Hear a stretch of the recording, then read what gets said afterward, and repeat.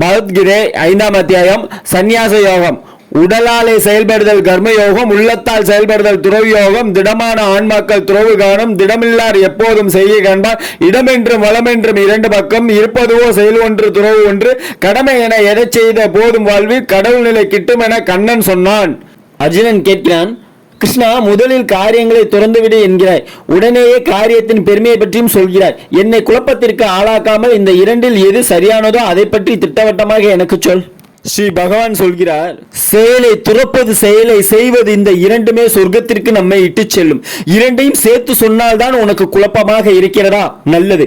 இரண்டிலும் செயலை துறப்பதை காட்டிலும் செயலை செய்வதே சிறந்தது. அர்ஜுனா, துறவி என்பவன் யார்? அவன் விருப்பு வெறுப்புகளை கடந்தவன். அவன் இன்பம் துன்பம் இந்த இரண்டு பந்தங்களை விட்டு விலகி விடுவதால் செயல் செய்வதில் இருந்து கஷ்டமில்லாமல் விலகி விடுகிறான். ஆத்மாவினுடைய ஞானம் வேறு, செயல்நிலை வேறு என்று அறியாதவர்கள் சொல்வார்கள். நன்கு அறிந்தவர்கள் அப்படி சொல்ல மாட்டார்கள். ஆன்ம நிலையோ செயல்நிலையோ எதை நன்றாக கடைபிடித்தாலும் சொர்க்கம் கிட்டும். சாங்கியம் என்னும் புலனை அடக்கி ஆத்ம யான யோகத்தை மேற்கொண்டவர்கள் எந்த உன்னத நிலையை அடைகிறார்களோ அந்த நிலையை செய்ய யோகமாக கொண்டவர்களும் அடையலாம். எவன் ஒருவன் ஆன்மீகமும் செய்வதும் ஒன்றே என்று தெளிவு பெறுகிறானோ அவனே விவரம் தெரிந்தவன். தோல்வலி மிக்கவனை, ஒன்றை புரிந்துகொள், காரியங்களை செய்யாமலே துறவு நிலை அடைந்துவிட முடியாது. காரியம் செய்யும் திறமை படைத்த துறவிதான் வெகு விரைவில் இறைவனை அடைகிறான். முதலில் காரியம் செய்ய வேண்டும், அதன் மூலம் ஆத்மாவை சுத்தப்படுத்த வேண்டும். அதன் வழியே மனதையும் தேகத்தில் உள்ள மற்ற புலன்களையும் வெற்றி கொள்ள வேண்டும். அப்படியே உலகம் முழுவதும் ஆத்மாவாக உள்ளவனை தன் ஆத்மாவாக கருத வேண்டும். அதாவது அப்படியே உலகம் முழுவதற்கும் ஆத்மாவாக உள்ளவனை தன் ஆத்மாவாக கருத வேண்டும். இப்படி தெளிவடைந்தவன் என்ன செயல் செய்தாலும் அதன் பலனை அனுபவிப்பதற்காக செய்வதில்லை. அவனும் அவன் செயலும் தாமரை இலையும் தண்ணீரும் போலவே நிற்கின்றன.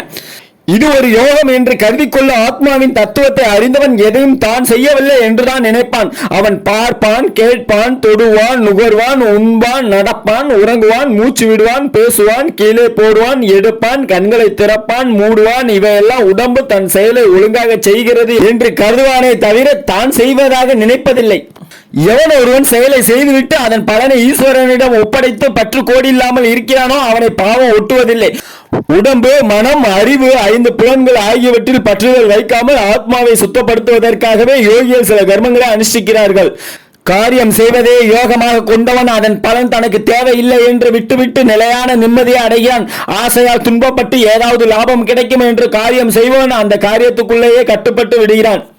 உடம்பை வெற்றி கொண்டவன் மனத்தாலும் துறவியாகி எதையும் செய்யவும் மாட்டான், பிறரை செய்ய வைக்கவும் மாட்டான். அவன் 9 வாசல் உண்ட இந்த தேகம் என்னும் பட்டினத்தில் சுகமாக இருப்பான். ஆத்மா இருக்கிறது, அது இந்த காரியத்தை செய் என்று உத்தரவு போடுவதும் இல்லை, அந்த காரியங்களை உண்டாக்குவதும் இல்லை, அந்த காரியங்களை விளையும் லாபங்களோடு நம்மை சேர்த்து வைப்பதும் இல்லை. இயற்கையை அனைத்தும் இயக்குகிறது என்பது ஒருவனுடைய பாவத்தையோ புண்ணியத்தையோ ஏற்றுக்கொள்வதில்லை. அறிவு மூடத்தனத்தால் மூடப்பட்டு இருக்கிறது. அதனால் ஜீவராசிகள் மயக்கமடைகின்றன. ஆத்மாவுக்கு ஞானம் வந்துவிட்டால் அஞ்ஞானம் அழுந்துவிடும். அந்த ஞானம் சூரியனை போல் அந்த பொருளை பிரகாசமாக காட்டுகிறது. பரம்பொருள் என்னும் அந்த பரமாத்மாவின் தத்துவத்தில் சகலத்தையும் காணிக்க வைத்து தன் சொந்த அறிவாலேயே களங்கங்களை தீர்த்து கொண்டவர்கள் மறுபிறப்பில்லாத முத்தி அடைகிறார்கள். கல்வியும் அடக்கமும் உள்ள பிராமணன், பசு, யானை, நாய், நாயை தின்னு இழுமக்கள் அவர்கள் யாராய் இருந்தாலும் சரி, அறிஞர்கள் எல்லாவற்றையும் ஒரே மாதிரி பாவிப்பார்கள். யாருடைய மனம் எதை கண்டும் ஆசைப்படாமல் அதிர்ச்சி அடையாமல் இருக்குமோ அந்த மனதுக்கு சொந்தக்காரர்கள் இந்த பிறவியிலேயே பிறப்பு இறப்பு இரண்டையும் வென்று விடுகிறார்கள். அதனால் எங்கும் சமமாக இருக்கும் ஈஸ்வரனை போல அவர்களுக்கும் கிடைத்து விட்டது சமநோக்கு. அதனால் அவர்களும் ஈஸ்வரனும் ஒன்று. சகல யானங்களும் கைவரப்பெற்ற ஒருவன் தனக்கு பிரியமான ஒன்று கிடைத்துவிட்டால் ஓஹோ என்று குதிக்கவும் கூடாது, தான் விரும்பாததை அடைய நேர்ந்தால் அளவும் கூடாது.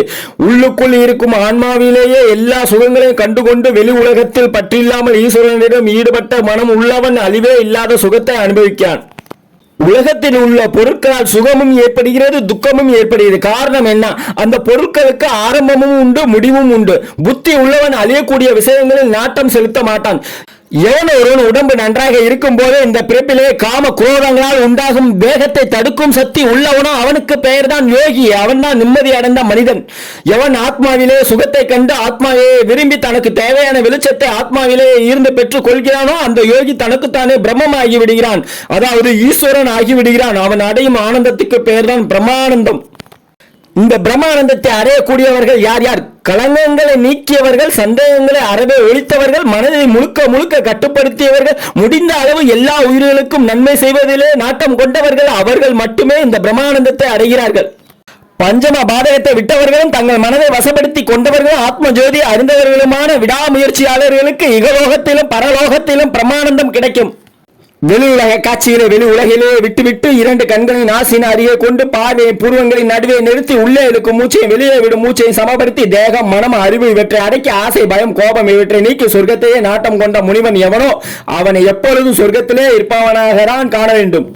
வேள்விகளை தவங்களை அனுபவிப்பவன் நானே, ஏழு உலகிற்கும் இறைவன் நானே, பஞ்சபூதங்களுக்கும் நண்பன் நானே, எவன் இவையெல்லாம் நான் என்று அறிகிறானோ அவனை நிம்மதி அடைகிறான்.